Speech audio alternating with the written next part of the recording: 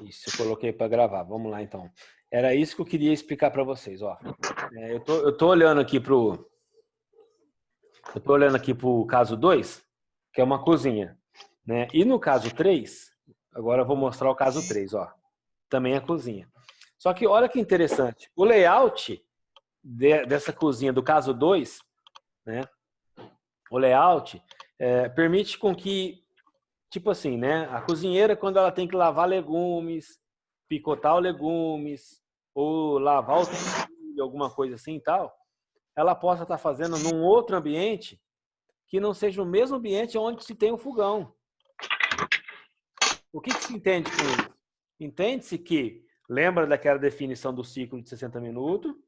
Nós temos que definir com ela, dentro daquele momento mais desfavorável. A cozinheira, ela começa a cozinhar, sei lá, às 9 horas da manhã. Ela não cozinha até às 5 da tarde, ela vai cozinhar até 1 hora da tarde, no máximo, vamos imaginar assim, né? Das 9 até a 1, é definir o ciclo mais desfavorável, que vamos entender que seja da meio-dia a 1. É o momento mais quente por conta do sol e é o momento mais desfavorável. Ao menos que, por exemplo, assim, ó, eu vou pegar por experiência própria. Aqui na fábrica, por exemplo, o momento de maior intensidade de calor era justamente às 10 horas da manhã, porque era onde o pessoal tinha que acelerar a produção de alimento, né? Porque era o horário que o turno da manhã da produção descia para almoçar. Então, independente, que seja das 10 às 11, das 10h30 às 11h30, ou da meio-dia às 2, da meio-dia a 1, sempre o ciclo ele vai ter que ser de 60 minutos. Né? Então, assim, ó, nesse exercício 2, eu não estou passando ciclos, eu não estou passando valores de termômetro, eu não estou falando nada, não estou passando nada. Quem assistiu lá e quem não conseguiu assistir, que nem o Fernando chegou agora, Fernando, boa tarde, bela camisa, Fernandinho, você assiste depois o vídeo da primeira aula, porque o que vai acontecer? Nesse caso aqui do estudo 2, aqui da cozinha, dessa cozinha aqui, vocês vão ter que definir de acordo com o critério de vocês. É lógico, né? De repente a Jaine vai pensar uma coisa, o Fernando vai pensar outra, a Maraísa pensa outra, não tem problema, a Vanessa pensa outra e tal.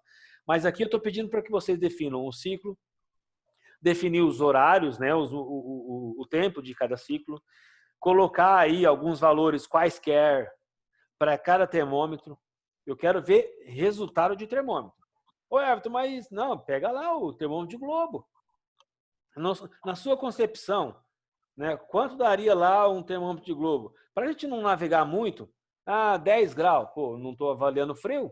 Ou 200 graus, não estou avaliando, né, algo desse. Pega lá mais ou menos assim, não vai fugir muito do soldador. Né? Vocês podem mais ou menos, o termômetro de globo, vocês podem variar de 26 a 33, 34.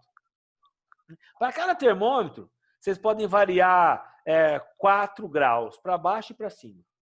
Vocês podem até colocar valores quebrados, não tem problema. Por exemplo, para essa cozinha, eu vou definir que o termômetro de globo seja 27,5. Beleza, tranquilo. O Fernando vai entender que seja 31,3. Não tem problema, beleza. Né? Eu quero que vocês treinem essas habilidades. É lógico, né? Se eu estivesse fazendo uma avaliação, esses números eu ia pegar do sensor, do termômetro. Igual eu falei lá no caso 1. Mas aqui eu estou pedindo para vocês darem, né? Aí deixarem a mente de vocês fluir. E aí vocês resolvem, né, o exercício e verifiquem se passou o limite ou não. Vocês estão vendo que no exercício 2, deixa eu ver no exercício 3. No 3 também, ó. Então, tanto o 2 quanto o 3, eu não estou dando valor de nada. Eu não estou dando tempo, né? Eu não defini quanto tempo aqui, quanto tempo lá. E aí eu faço até uma conotação com vocês. Olha esse layout do estudo 2. Olha o layout da cozinha. É aquilo que eu disse, né? O fogão, separado onde prepara alimento, os legumes e tal. Diferente onde você cozinha, né? Lógico, o fogão que cozinha o legume também cozinha um arroz, né? Então, fogão mesmo. Mas eu digo na hora de lavar, na hora de cortar e tudo mais e tal, aonde não se tem o calor, né? No caso dessa outra cozinha do estudo 3, a cozinha é uma só. Né? Então, não tem um ambiente separado. Será que a forma de avaliar o calor Seria igual? Não é. Não é. Aqui, vamos entender. A pessoa, será que ela não ficaria todo o ciclo de 60 minutos exposta ao calor? Será que a estratégia a ser definida agora aqui não seria a questão da onde se posicionar o termômetro? Porque pensa comigo, ó, se nesse exercício aqui, nesse estudo 2, eu vou definir aonde o termômetro vai ficar, de qualquer forma ele não vai ficar lá no local de descanso, ele vai ficar mais próximo aos fogões, onde o pessoal fica e experimenta a sensação mais desfavorável quanto ao calor. Aqui no estudo 3 aqui, já é diferente um pouquinho. O fogão está no meio, e aí ela vai lavar um legume, ela só gira o corpo, mas o fogão fica nas costas. Ah, vou ver o arroz cozinhando. Ela gira o corpo, o fogão está ali. Então, sabe aquelas cozinhas pequenas? O fogão fica no meio. Ah, quero lavar um legume. Eu só viro as costas para o fogão, mas o fogão está ali. Ainda estou me expondo ao calor. Será que a forma de se avaliar o caso 2 é diferente do caso 3? É diferente. Estou dizendo que sim. Aí eu só quero que vocês deem margem à imaginação para vocês pensarem um pouquinho, quanto a isso. E aí, pessoal, ó, eu sempre peço para que vocês tenham um jogo de cintura. Eu comentei em algumas aulas, mas eu acabei não mostrando, mas eu gostaria que, eu não sei se vai dar tempo, na verdade, mas isso é um item de nós sentarmos lá na sala do Senac, na sala de computador, criar um formulário e tal. Mas olha a importância. Se nós já falamos de um formulário, para que a gente registre, ó, pegar a prancheta, pegar um formulário e registrar. Lógico, e é a mesma avaliação que vai me dar base para alimentar os meus outros documentos, PPRA e tal, Mas, por exemplo, imagina a gente tendo um formulário bem estruturado para que a gente detalhe a forma como nós avaliamos o calor. No PPRA, a gente não vai ter essa riqueza de detalhe. Nós podemos até ter lá os cálculos, o passo a passo, mas é um resumo, até para que mostre como nós chegamos. Vou voltar no caso anterior, aqui, tá? O soldador. Então, nós descobrimos que o soldador, lá, a avaliação dele, deu 29,76. Então, até para que eu mostre no meu PPRA como que eu cheguei nesse resultado, no mínimo, esse passo a passo aqui eu vou colocar no PPRA. Beleza, tranquilo. Mas, por exemplo, qual é o ciclo que foi avaliado? Como que eu cheguei nessa definição? Além de ter escutado o funcionário, o gestor, ele deu, como que eu digo? Ele deu lá, ele falou o que o soldador faz, predominantemente, aonde ele fica com o maior tempo, quais eram, além do dia, qual foi o horário. Então, o ciclo de 60 minutos foi definido no momento mais desfavorável, sendo da 1 às 2. No caso do soldador, tá? Tô falando no caso do soldador. Então, esse formulário, com todos esses detalhes, tanto eles podem entrar como um anexo no meu PPRA, ou vão pensar de uma forma um pouco mais estruturada. Eu trabalho numa grande empresa, todo e qualquer formulário, checklist, qualquer documento que eu criar, tem que ter código de rastreabilidade. Então, formulário, código Form 002. Olha que legal. Aí eu tenho o Form 002, que é a avaliação de calor. E aí vai estar sujo, vai estar amassado, porque é uma folha de campo. Eu adoro documentos sujos, amassados, tudo mais tal, que demonstram uma validação, demonstra atividade de campo, demonstra que eu estive ativo lá no campo. Então, aí vou lá, quem foi o funcionário, que dia que foi feita a avaliação, que local, que turno, tudo mais tal. Qual que é seu formulário? O Form 002. Mas que grupo homogêneo que ele pertence? Pertence ao grupo homogêneo 17. Beleza. No meu PPRA, eu amarro as informações. Então, mostro essa sequência de cálculo, o resultado, e vou detalhar que os resultados foram dados pela avaliação conforme o formulário 002, pertinente ao GHE 17. Melhor ainda deixar o anexo. né? Aí, conforme anexo tal do PPRA, pega lá, folheia, vai lá no finalzinho, sabe? Então, assim, eu falei isso um pouquinho na aula passada, né? O nosso PPRA ele vai deixar de existir por conta das lambanças de muitos profissionais. O pessoal não sabia lidar com esse programa. O PPRA ele é um programa e é um baita de um programa. Tanto é que ele não é engessado, né? Ele pode ser adaptável a uma padaria de 3 funcionários, ou ele pode ser ajustado para uma siderúrgica de 5.000 funcionários, né? Então, assim, ele é um programa. E é um programa que deveria ser vivo, né? Mas as pessoas matavam ele, né? Constantemente. Fazia lá o basicão que tinha que fazer e guardava em gaveta. Isso não é PPRA, né? Mas é aquele negócio. A partir do ano que vem não tem mais PPRA, é PGR. Só que esses detalhes de como se avaliar e tudo mais tal, não vai mudar, viu, pessoal? Ah, eu vou mencionar no meu PGR lá, tal, o quanto que deu de medição de calor. Beleza, mas e as marchas de cálculo? Como se foi avaliado? Né? A dificuldade maior ainda que nós temos que definir critérios para classificar esses riscos. Né? Nós falamos disso um pouquinho nas aulas passadas, tem até vídeo sobre isso, mas nós vamos ter que voltar a falar disso. Né? Porque como isso é um item novo para nós, para mim não é tão novo, porque nós tínhamos o elemento 4 aqui no sistema da Dreyfus, né? Que ele lidava já com a identificação de perigo e avaliação de risco. E para nós, avaliar riscos quantitativamente já era uma prática no nosso dia a dia. Então, eu já aprendi a fazer isso aí muito bem, graças a Deus. Né? Então, a gente já falou, trabalhar em altura, qual é o potencial de queda e o risco, consequentemente, como nós vamos avaliar? Nós vamos avaliar em áudio, médio e baixo, ou nós vamos avaliar em, como fala lá, algumas outras avaliações, catastrófico, limite, marginal, tal, insignificante, ou nós vamos avaliar em números, 1, 2, 3, 4, tal. Né? Então, depois nós vamos ver bastante sobre isso. Tá? Saindo, deixa eu colocar meu celular no mudo aqui, que ele já está me irritando. Espera aí, rapidinho. Saindo aqui das avaliações dessas cozinhas, da cozinha 2 e da cozinha 3, eu estou mostrando para vocês casos de colhedor de laranja. Vou deixar registrado, vou falar de novo. O Fernandinho chegou aí, a Vanessa já estava ouvindo e tal. Né? Hoje, para mim fazer um PPRA hoje, né, eu posso, por precaução, até para verificar algumas ações futuras, né, que eu vou adotar na minha empresa, tal, eu posso sim avaliar o calor, mas hoje não é mais insalubre exposição a sol em ambiente aberto, não é mais. Desde dezembro não é mais. Mas por que eu vou calcular? É aquilo que eu disse, né? De repente, se vocês tiverem que ser perito assistente, ter uma perícia na empresa, tudo mais, tal, até dezembro, todo o período que a pessoa trabalhou, lembrando que a Constituição traz, né, esse direito da prescrição quinquenal, ou seja, você tem o direito de pedir até 5 anos retroativo.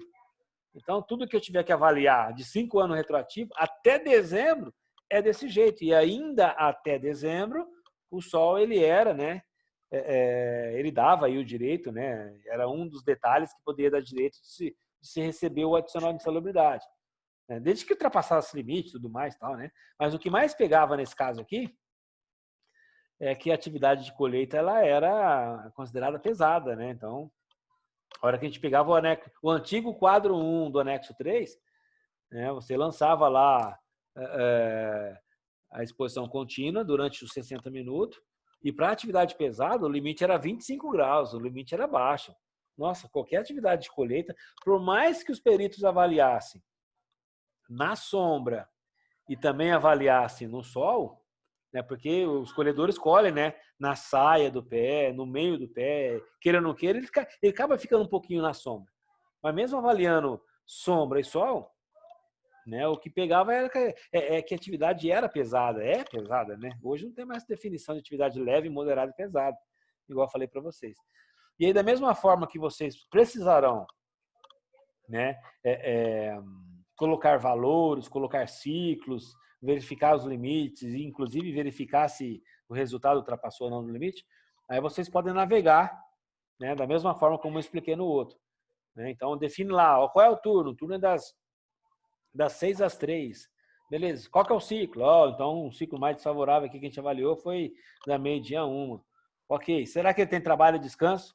Pergunta, hein? Pegadinha, hein? Será que numa atividade de colheita tem trabalho e descanso?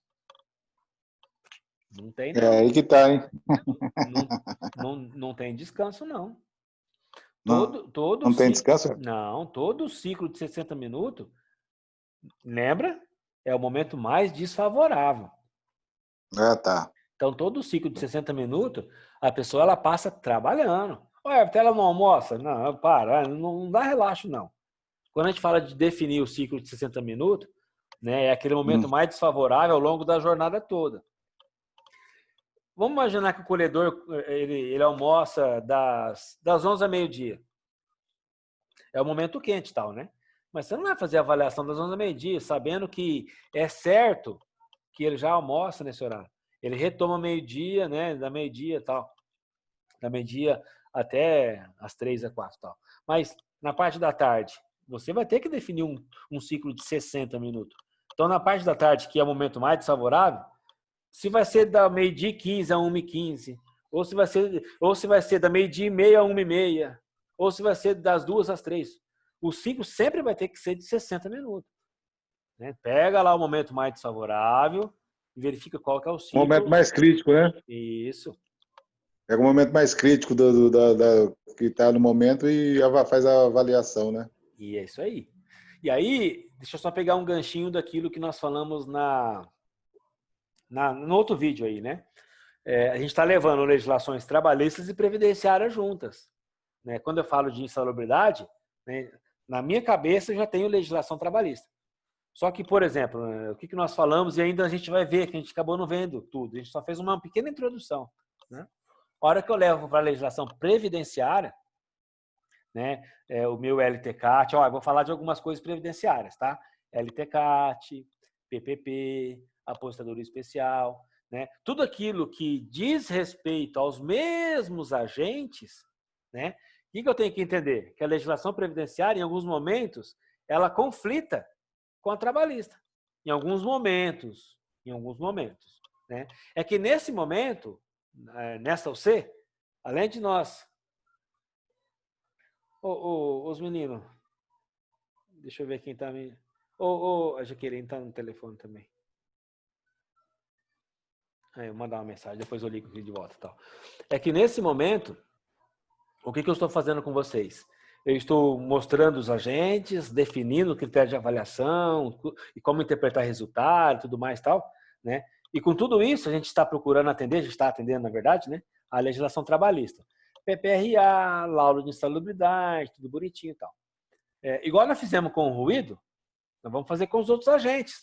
Uma vez eu estudando, avaliando, verificando todos os meus agentes, montando e compondo o meu PPRA, montando e compondo o meu laudo de insalubridade.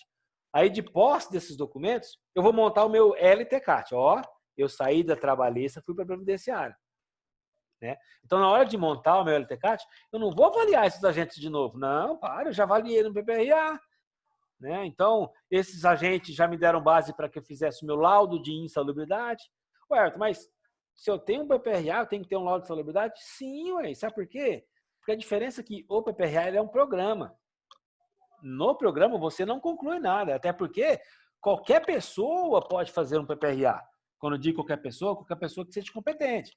Desde um técnico de segurança, desde um médico, um engenheiro, um enfermeiro. Então, todos podem fazer o PPRA. É um programa, né? O laudo não. O laudo, lá o artigo 95 da CLT é claro. Quem assina laudo? Médico de trabalho ou engenheiro de segurança. E a diferença crucial entre os dois, né? Se vocês analisarem, o que diferencia PPRA de laudo de salubridade é que no laudo, o médico ou o engenheiro, ele conclui. Portanto, pus A mais B, não sei o que das contas tal, né? Não é devido o adicional de insalubridade. Ou o contrário, né?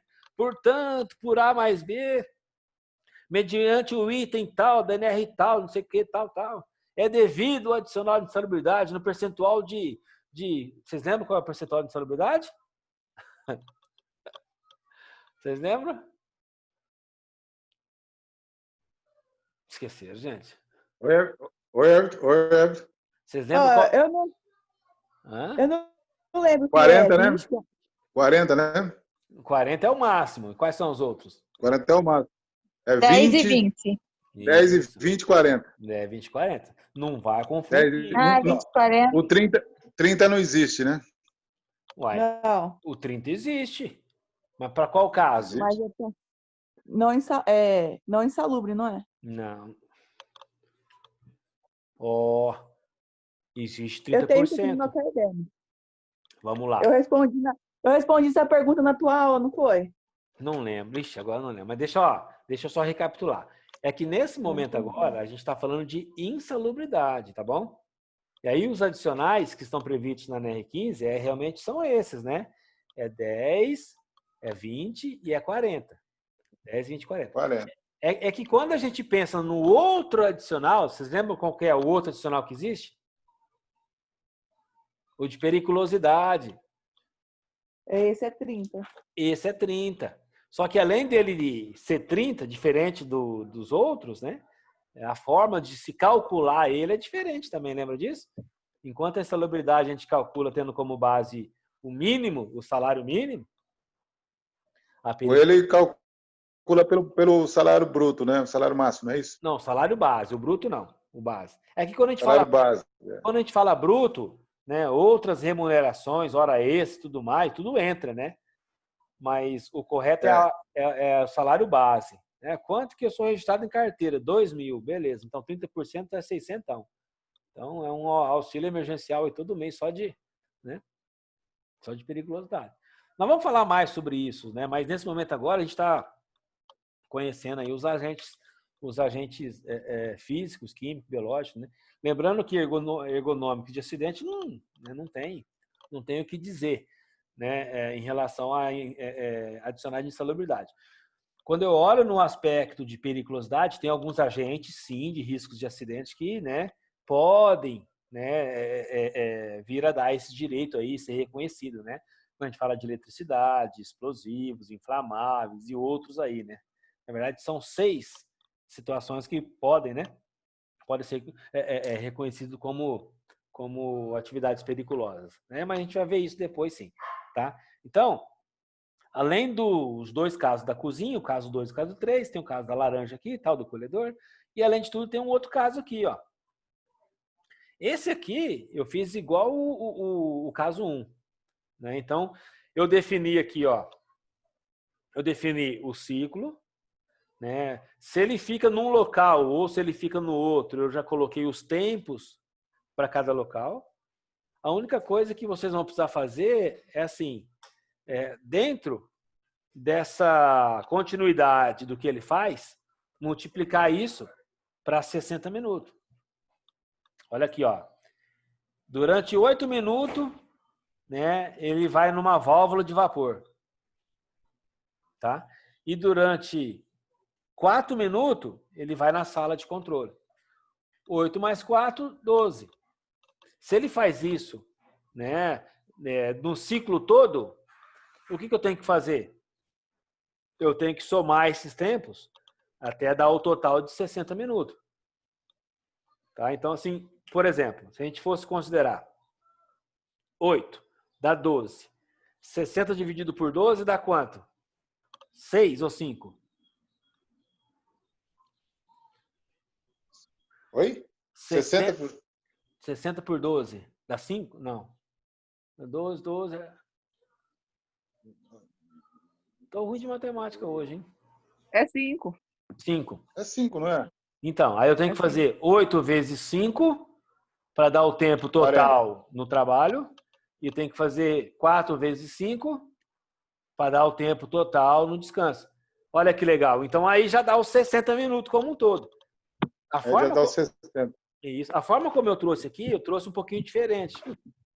É igual o caso do ruído, né? Por mais que eu tenha tentado trazer exercícios, que são coisas que vai acontecer no dia a dia, eu não vou conseguir esgotar, porque são muitas variáveis. Em relação ao calor também sabe, tipo assim, você pode pegar um caso desse. O cara, quantas vezes a gente pegava isso, toda vez que ia avaliar a caldeira, o cara gasta 2 minutos para basculhar a fornalha da caldeira. 2 minutos. Depois ele fica lá o tempo todo fazendo outros trabalhos. Né? E aí, esses 2 minutos, eu considero dentro de um ciclo de 60? ou eu considero perante toda a jornada do cara? Então, sempre é no ciclo de 60. Então, por que eu estou falando esse exemplo? Porque é uma outra situação que a gente pegava, era diferente, né? Mas cada vez que você ia avaliar uma caldeira, a fornalha do GGQ, o calor que nós tínhamos aqui no secador, lá, que era na fábrica de ração e tal, sabe? Então, assim, é aquele negócio, né? Então, eu tenho que saber que eu vou ter calor em um ambiente, ou eu também vou ter calor proveniente de uma atividade. Se eu pego lá, ó, quer ver só, ó, soldador, esse calor é proveniente de uma atividade. Se o cara parar de soldar, não vai ter mais calor ali. E aí, tanto é que a gente está avaliando o calor da função dele, né? Ambiente na cozinha não é inerente a uma atividade, e sim inerente a um ambiente. É a mesma coisa esse ambiente aqui, ó. Cadê? O 5. Né? Então, quando ele fica lá, vamos dizer assim, próximo à válvula de vapor, é quente. O ambiente, ele se mostra quente já, né? Eu estou falando isso até para que a gente pense em adotar, depois que nós avaliamos, chegamos nos resultados, comparamos com os limites e tal, até para a gente pensar nas medidas que nós podemos adotar. A gente sabe que não existe EPI que atenue calor. Não é isso? Pelo contrário. Né? A NHO 06 ela já trazia isso. E em dezembro, né, que o pessoal fez aí, o grupo técnico, o comitê? Eles pegaram esse quadro da NHO 06 e colocou no anexo 3 da NR9. Né, que é aquele quadro que, dependendo da vestimenta, nós vamos agregar, né, 2 graus, 1 grau, 3 graus, meio grau, então nós vamos agregar mais no resultado, nós vamos agregar. Né? Então, se o resultado deu 25, o cara usa um tipo de vestimenta lá que pelo quadro eu tenho que somar mais 3 graus. Então, vai para 28. Então, isso é para mostrar, né, para vocês entenderem definitivamente que não existe vestimenta que se proteja, que se atenue calor. Ah, mas na caldeira o cara usa lá uma vestimenta de alumínio. Não. O alumínio é para ter uma refletância, para se refletir aquele calor radiante proveniente da chama. Até para ele não encostar numa superfície metálica que esteja aquecida e ele se queimar. Mas a gente não assa frango ou peixe, alguma coisa em papel de alumínio? Assa do mesmo jeito. Então lá dentro vai queimar. Verdade. Verdade. Então, o calor é um dos agentes que mais nos desafia, no sentido de pensar em alternativas. Né? E tem alguns segmentos que a gente fica meio que, né, um pouco, eu não digo limitado, mas, por exemplo, você pega aí padaria, né, você pega estabelecimentos que trabalham com alimento e tal, você não pode ter ventilador nesse ambiente. A própria legislação da vigilância não permite. Olha a importância de você ter um exaustor bem eficaz e tudo mais. Né? Você pode, inclusive, fazer algumas quantificações. Né? Sem o exaustor funcionando, tanto. Aí faz uma outra medição no mesmo local, na mesma estratégia, pelo mesmo tempo. Aí com o exaustor funcionando, tanto. Até para mostrar a efetividade. Né? Você tem um exaustor lá, mas quando ele funciona e quando ele não funciona, tal, é efetivo? Sim, olha aqui. Né? Até para que possa mostrar para o empregador, para o gerente, para o diretor e tal, né, a importância dele de vez em quando, dentro de uma forma já programada, da manutenção, né, contratar um técnico e tudo mais, para que a gente tenha uma boa efetividade do exaustor. Né? É isso. Se eu estou num ambiente aberto, numa indústria e tudo mais, eu posso pensar em pausas, né, em trocar o pessoal, diminuir o tempo de exposição, posso pensar em ventilação geral diluidora, né, de forma que eu tenha lá um arraste daquele gás que é quente e tal. Então, é aquele negócio. Estou num ambiente fechado, né? A massa de ar quente, ela tende a ficar embaixo, não em cima.